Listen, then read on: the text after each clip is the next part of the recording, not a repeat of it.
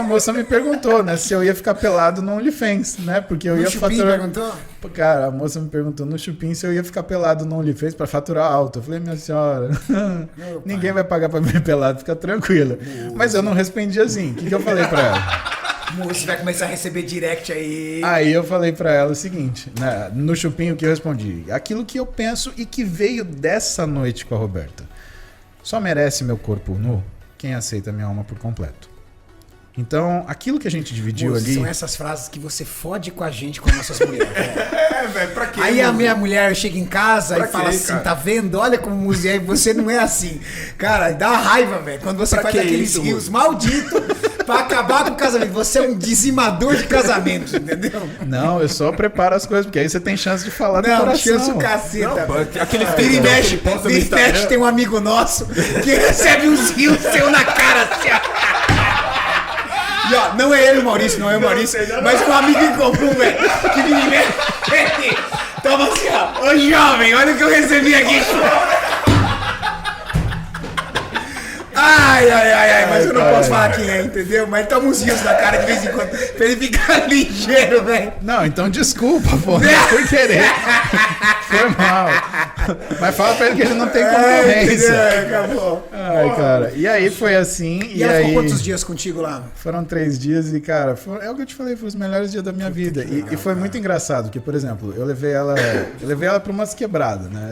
Um dos lugares que eu levei foi na cabeceira da pista do aeroporto de Marília, que podia chegar de carro lá. E a gente tava junto, tava namorando, e de repente ela começa a escutar, subiu. Ela começou a ficar nervosa.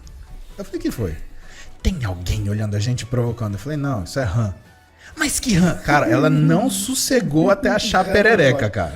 Então, assim, literalmente, ela não sossegou até achar a porra da perereca. Aí ela viu que assoviava. Ah, então tá bom, ela sossegou. Então, a gente viveu coisas engraçadas, a coisa mais sensual da minha vida, eu vivi ali com ela, né? Uma madrugada a gente acordou pra tomar água e ela tava assim a parte de cima do pijama, só tava com a parte de baixo. E, cara, tava um calor tenebroso em Marília. E eu abri a porta e tava chovendo. E eu não sei que cargas d'água, né? Quem falou pra quem, e a gente foi tomar chuva junto. E eu dividi uma chuva na madrugada com aquilo que seria a mulher da minha vida. Cara, com 18 anos de idade. Pô, Renato, aí Cara, fudeu. é muito Depois que você foda, vive velho. isso com uma pessoa com essa idade, que assim, é o teu sonho de adolescente, sabe? Aquela coisa do cara que assistiu Grease, é do cara que assistiu Garota Sinal Verde. Você assistiu Garota Porra, Sinal todas. Verde? Né? Que você fica morto de raiva que o cara não fica com a menina que ele tem que ficar e que dividiu a viagem com ele, passou os perrengues com ele ensinou a tomar cerveja, né? Coisa da gente que tem 40 anos. Então, eu vivi essa densidade de coisa. Então, quando você vive isso com uma pessoa, cara, o que você vai esperar do resto? Tanto que a gente se separou, né? Ela seguiu com a vida dela, eu segui com a minha vida. Mas logo depois, moço, quanto tempo esse relacionamento durou?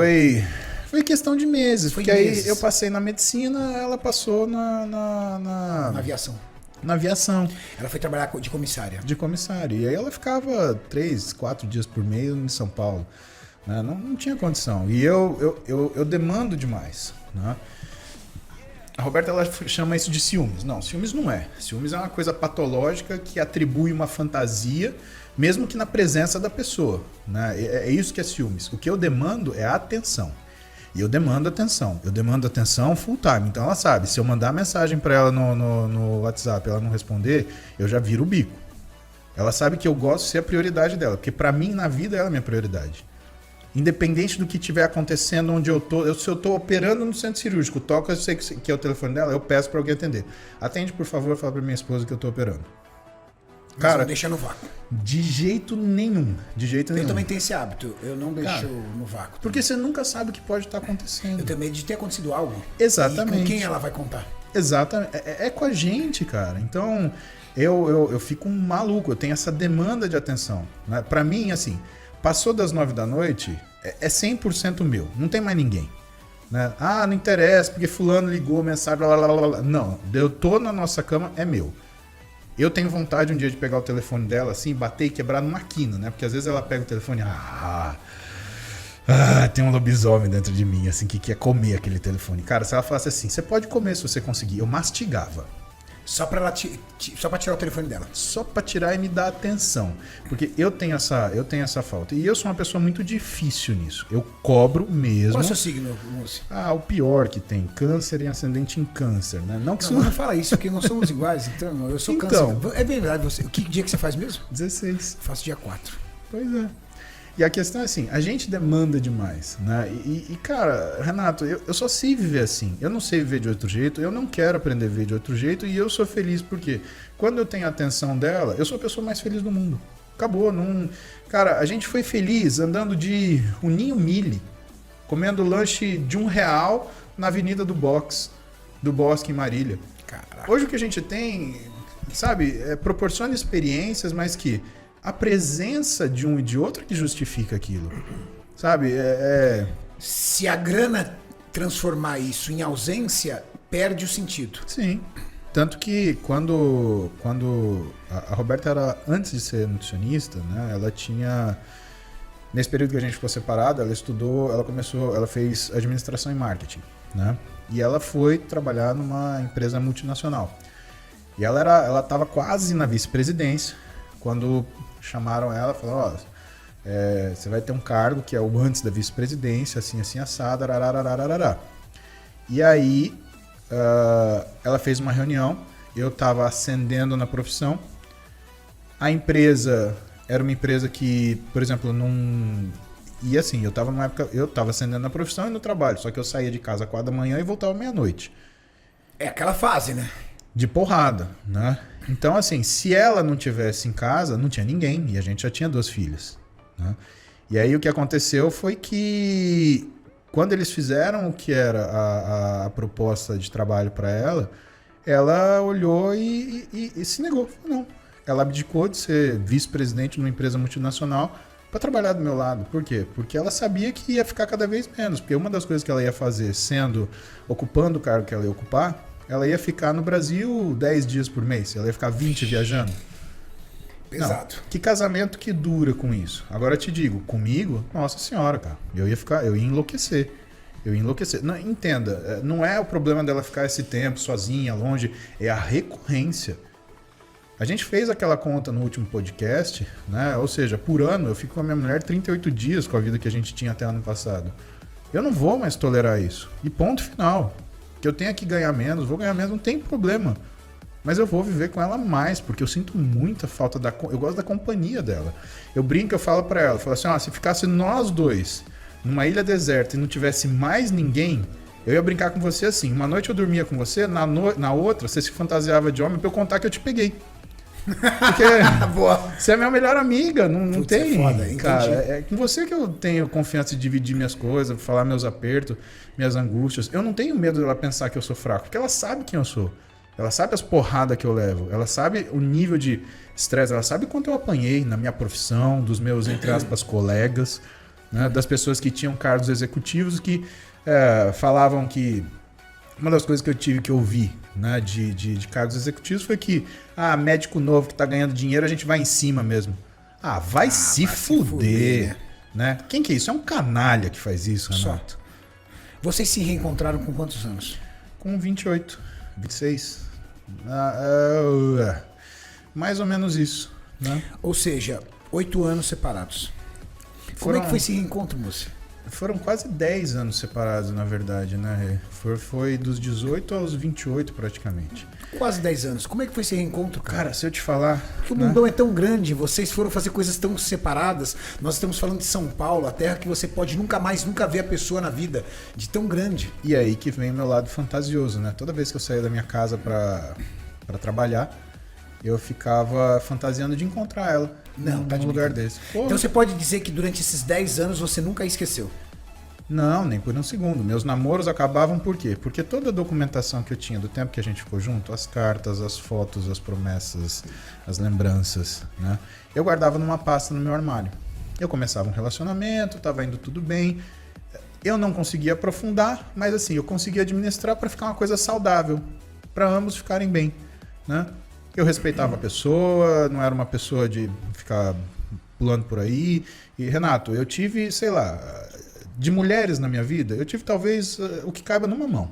Não tive mais que isso. Porque eu sempre, né, me dediquei a uma pessoa, né? E até pela minha questão psicológica, né? Eu consigo fazer uma coisa por cada vez, né? E eu consigo de um jeito. Né? Não sei se estou errado. Meu pai ficava louco da vida comigo. Ele falava, pô, se você fosse assim, se eu fosse como você, eu A galera do chat agora deve estar falando justamente isso, né? Que se fosse ali você, com shape, com tudo, então, mas 5 por semana. Então, mas isso eu acho que foi o que eu tive na minha vida.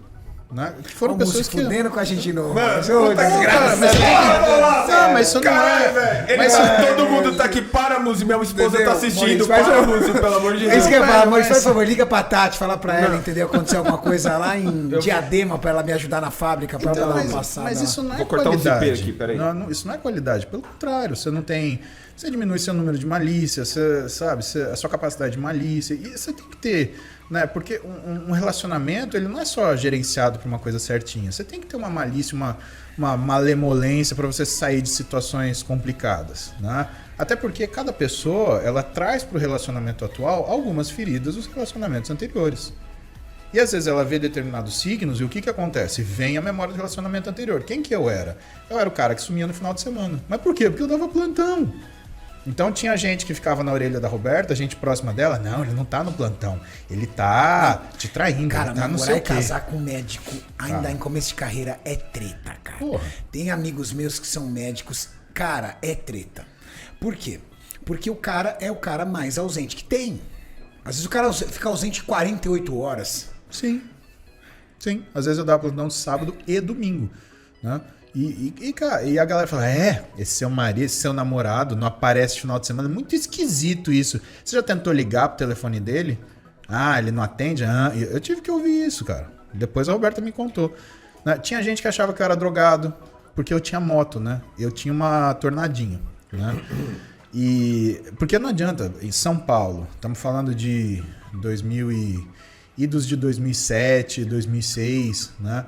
Cara, eu saía de um plantão na Vila Maria e tinha que chegar no Hospital São Paulo, na Zona Sul, alguma coisa entre 6h30 e 7 da manhã. Você faz isso de carro? Só moto. Só moto. E eu ia, vá. Eu andava de moto a hora que fosse, de madrugada, não sei o quê. Então, o que eu tinha? Sinusite o tempo inteiro, olho vermelho o tempo inteiro, por causa de fuligem de ficar no coisa, e ficava fungando por causa da sinusite. O primeiro caboclo que conhecia a Roberta olhou pra mim, esse cara cheira, certeza, é loucão, malucão. E com cara de bobo, que eu tava sempre com sono, eu dormia 3 noites por semana, Renato. Não, é puxado, cara. Eu já cheguei a pensar devolver a chave do meu apartamento, deixar minhas coisas numa caixa e morar no hospital. Porque eu dava plantão 4 noites por semana. Ou seja, essas noites eu já ficava no hospital mesmo. E as outras 3? Eu não era residente? Eu ia e me encaixava lá no conforto médico e dormia lá. 3 noites por semana. Lá tem banheiro para tomar banho, tem lugar para escovar o dente, tem banheiro para fazer cocô. Eu só vou na caixa, pego minha roupa, devolvo. Eu já pensei em fazer isso, porque, salário que eu tinha, R$1.200 por mês, e aí o dinheiro que eu tinha de plantão, mas a vida era essa. E quando a gente começou a vida, começou assim, né? Foi esse o cara que a Roberta...